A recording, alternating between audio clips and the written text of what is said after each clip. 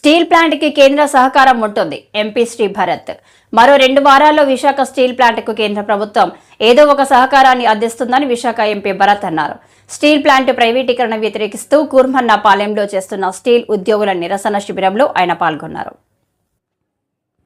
Steel ప్లాంట్కి కేంద్ర సహకారం ఉంటుంది. ఎంపీ శ్రీ భరత్ మరో 2 వారాల్లో విశాఖ స్టీల్ ప్లాంట్కు కేంద్ర ప్రభుత్వం ఏదో ఒక సహకారాన్ని అందిస్తుందని విశాఖ ఎంపీ భరత్ అన్నారు. స్టీల్ ప్లాంట్ ప్రైవేటీకరణ వ్యతిరేకిస్తూ కూర్మన్నపాలెంలో చేస్తున్న స్టీల్ ఉద్యోగుల నిరసన శిబిరంలో ఆయన పాల్గొన్నారు.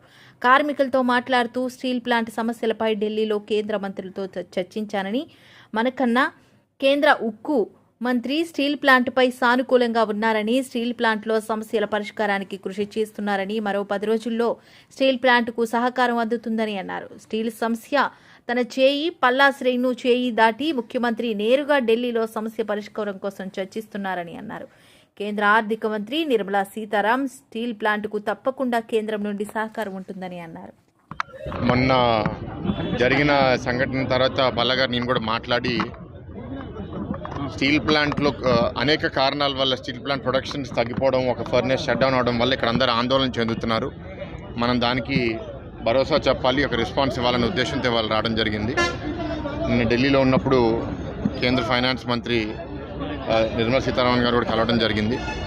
అయితే స్టీల్ ప్లాంట్ గురించి మాట్లాడినప్పుడు నాకు ఆల్రెడీ తెలుసు, ఎందుకంటే గతంలో కూడా గత 2-3 నెలలుగా కేంద్రంలో స్టీల్ మంత్రి మన ముఖ్యమంత్రి గారు చంద్రబాబు నాయుడు గారు ఏ లెవెల్లో మాట్లాడుతున్నారు దీని మీద నాకు ప్రతిసారి అప్డేట్ వస్తూ వచ్చింది.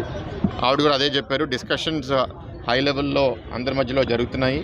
ఈ డిస్కషన్స్ అన్నీ కంక్లూషన్కి వచ్చి ఏదో ఒక డిసిషన్కి త్వరలో రాబోతున్నామని ఒక ఇండికేషన్ కూడా ఇచ్చారు. అది ఏంటి అనేది టైం చెప్తుంది కాబట్టి దానికోసం మేము కూడా ఎదురు చూస్తున్నాము. ఇక్కడ వాళ్ళందరితో కూడా మాట్లాడి వాళ్ళ వేరే సూచనలన్నీ విన్నాము. భవిష్యత్తులో ఏదో ఒక రిలీఫ్ ప్యాకేజ్ వస్తుందని ఆప్టమిస్టిక్గా ఉన్నాము.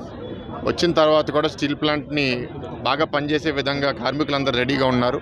పై లెవెల్లో ప్రొక్యూర్మెంట్లో, ఆపరేషన్స్లో, గవర్నెన్స్లో తప్పులు ఉండకుండా, ఫ్రాడ్ జరగకుండా రివ్యూ మీటింగ్స్ కూడా మమ్మల్ని పెట్టమని అడిగారు.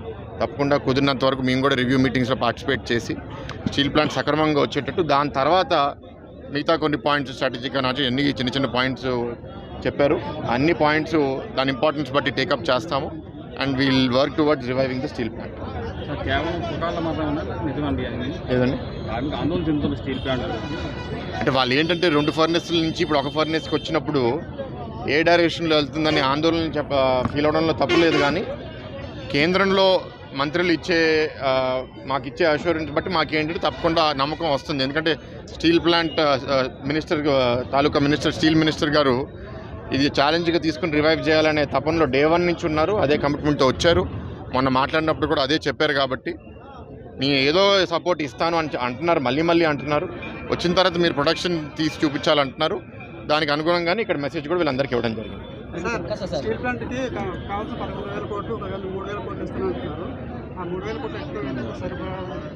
ఆ నంబర్ అనేది మేనేజ్మెంటు గవర్నమెంట్ కూర్చుని డిసైడ్ చేయాలండి.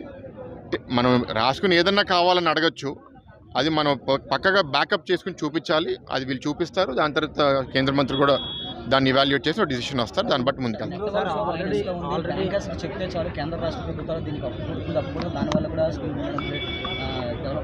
ఇలా ఈజీగా చాలామంది చాలా కామెంట్స్ చేస్తున్నారండి. ఆవేదన చెందిన వాళ్ళు బాధతో కూడా కొన్ని కామెంట్స్ చేస్తున్నారు. వాళ్ళ బాధను అర్థం చేసుకుంటున్నాము.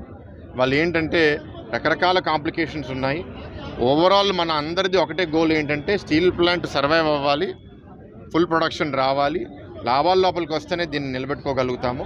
ఆ పరిస్థితికి తీసుకొచ్చినప్పుడు మేమందరం చాలా ఆనందంగా ఉంటాము. దానికి వెళ్ళే విధంగానే మేము పనిచేస్తాం. అదండి ఫస్ట్ అసలు స్టీల్ ప్లాంట్ మనం ఏంటంటే కాలు మీద నిలబడిన తర్వాత మనం స్టీల్లో మర్జమనే డిమాండ్ చేయబోతున్నాము. ఇవాళ మన స్టీల్ ప్లాంట్ ఫస్ట్ అసలు ఒక స్థాయికి రావాలి. ఎందుకంటే ఇప్పుడు సేల్లో మర్జ్ చేయాలంటే సేల్ కూడా దీన్ని నడిపే పరిస్థితిలో ఉండాలి కదా. సో ఎవరికైనా సేల్కైనా మనకైనా ఆర్థిక సపోర్ట్ ఫస్ట్ కావాలి. ఆర్థిక సపోర్ట్ తర్వాత merger will also be taken up.